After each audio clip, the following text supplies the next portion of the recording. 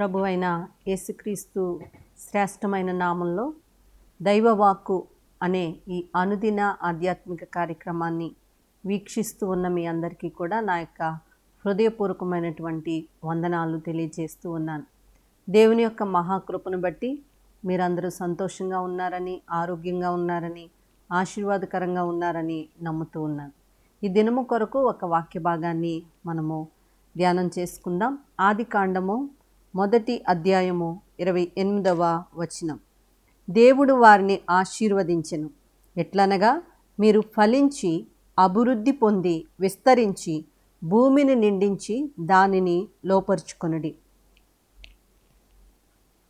దేవాతి దేవుడు మొట్టమొదటిగా నరులను చేసిన తర్వాత, స్త్రీనిగాను పురుషునిగాను వారిని సృజించిన తర్వాత మొట్టమొదటిగా వారిని ఆశీర్వదిస్తూ పలికినటువంటి వాగ్దానం ఏంటంటే, దేవుడు వారిని ఆశీర్వదించెను.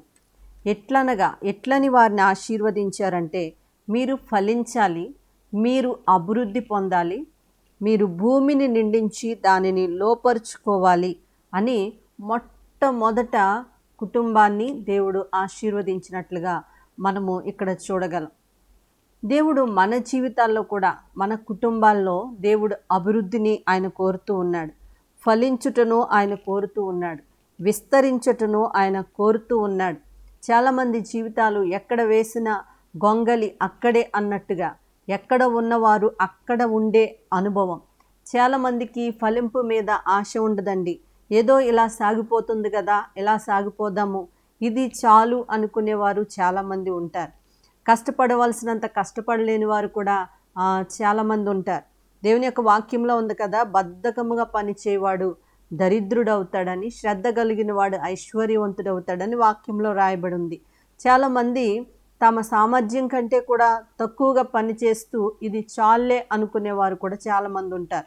అయితే దేవుడు ప్రతి కుటుంబాన్ని, ప్రతి వ్యక్తిని కూడా ఫలించాలని, అభివృద్ధి పొందాలని, ఆశీర్వాదకరంగా ఉండాలని ఆయన కోరుకుంటూ ఉన్నారు. యెషయా గ్రంథము 5వ అధ్యాయము 2వ వాక్యంలో మనం చూస్తున్నప్పుడు అక్కడ ఆయన ద్రాక్ష పండ్లు ఫలింపవలనని ఆయన ఎదురు చూచుచుండెను అని వ్రాయబడింది.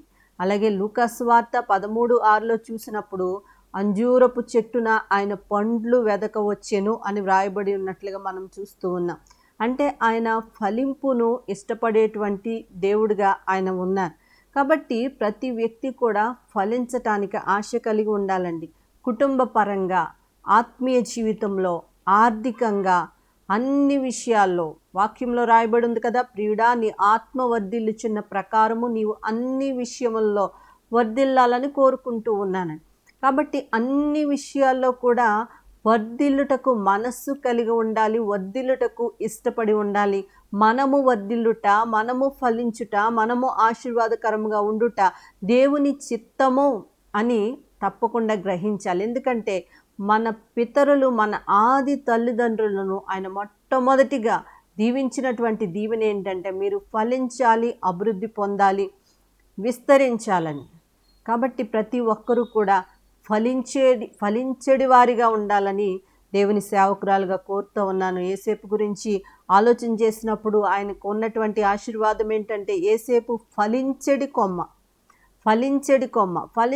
కొమ్మలాగా ఉండాలండి. విద్యార్థులు వారి చదువులో చక్కగా చదువుతూ ఇంకా ఫలింపులోనికి, ఇంకా ఆశీర్వాదకరమైన స్థితిలోకి వెళ్ళాలనే ఆశ కలిగి ఉండాలి. కుటుంబ జీవితాన్ని కలిగిన వారు వారి కుటుంబం ఇంకా ఫలించాలని, మరి ఏ పనులు ఎవరైతే చేస్తూ ఉన్నారో వారి పనుల్లో ఇంకా మంచిగా పనిచేసి ఇంకా ఫలింపులో ఎదగాలని కోరుకుంటూ ముందుకు సాగవలసినటువంటి వారై ఉన్నారు. కాబట్టి అన్ని విషయాల్లో కూడా వర్ధిల్లాలని తెలియజేస్తూ ఉన్నాను.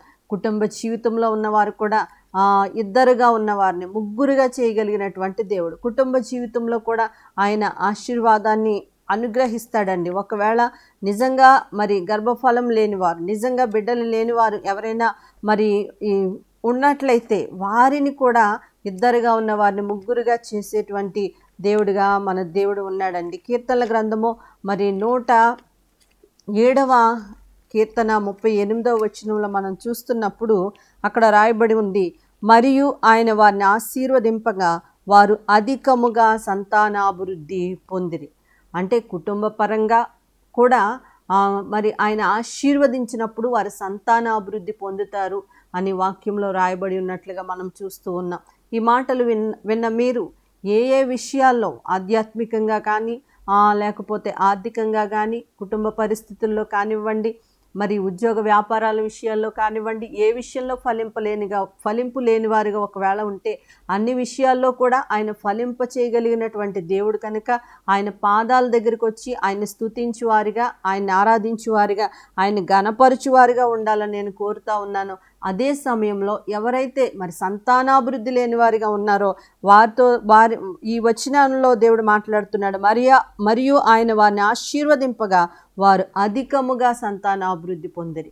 కాబట్టి ఎవరైతే సంతానాభివృద్ధి లేని వారు ఉన్నారో ఆ అభివృద్ధిని కూడా దేవుడు మీకు దయచేయాలని నేను దేవుని యొక్క సేవకురాలుగా కోరుతా ఉన్నాను. నిశ్చయముగా దేవుడు దయచేస్తాడు.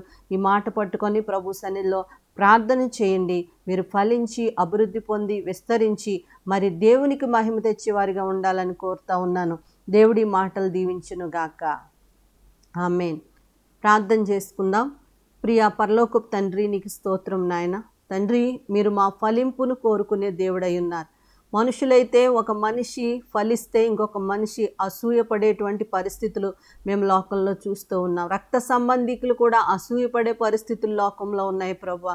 కానీ మీరు మాత్రము మా యొక్క ఫలింపును కోరుకునే దేవుడు, మా యొక్క ఆశీర్వాదాన్ని కోరుకునే దేవుడుగా మీరు ఉన్నారని మేము నమ్ముచ్చి ఉన్నాం. దేవానికి స్తోత్రాలు. ఈ యొక్క వాక్య భాగాల్ని చూస్తూ ఉన్న వారిని మీరు జ్ఞాపకం చేసుకోండి. ప్రతి కుటుంబము ఆశీర్వాదకరంగా అభివృద్ధికరంగా ఉండునట్లుగా నాయన చేయమని సన్నిధిలో ప్రార్థిస్తూ ఉన్నాను. అదే సమయంలో ప్రభా, సంతానం లేని వారి కొరకు ప్రార్థిస్తూ ఉన్నాను. మీరు వాగ్దానం చేసినట్టుగా ఆయన వారిని ఆశీర్వదింపగా వారు సంతాన అభివృద్ధి పొందిరి అని వ్రాయబడి ఉన్నట్లుగా మేము చూస్తూ ఉన్నాం. అటువంటి బిడ్డలను కూడా మీరు జ్ఞాపకం చేసుకుని సంతాన అభివృద్ధి కూడా దయచేయమని దేవుని సేవకురాలుగా నాయనా నీ సన్నిధానంలో నేను ప్రార్థిస్తూ ఉన్నాను. సహాయం చేయండి. దినము ప్రతి ఒక్కరి జీవితము ఆశీర్వాదకరంగా ఉండునట్లుగా సహాయం చేయమని యేసు దివ్యనామంలో అడిగి వేడుకుంటూ ఉన్నాము తండ్రి. ఆమేన్.